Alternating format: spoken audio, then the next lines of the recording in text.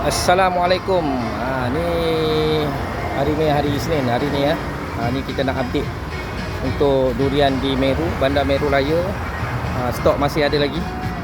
Boleh yang berdekatan tu boleh datang untuk melawat ataupun tinjau-tinjau harga ke, tinjau-tinjau buah ke yang mana belum lagi merasa durian udang merah. Ni kita ada lagi stok lah. Kilo 35. Buah tak berat lah, ringan-ringan. Tengok harga mahal tapi kita timbang dia tak sampai pun 35. Lepas tu ada Raja Kunyit di 99, di 15 pun masih lagi ada.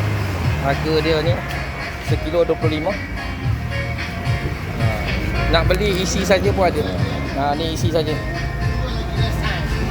Isi saja. Stok banyak lagi ni. Sementara tengah ada lah. Kita tak tahu dia sampai pukul apa boleh bertahan.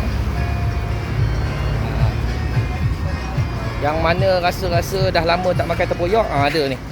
Tempoyak. Ni tak ada campur, original.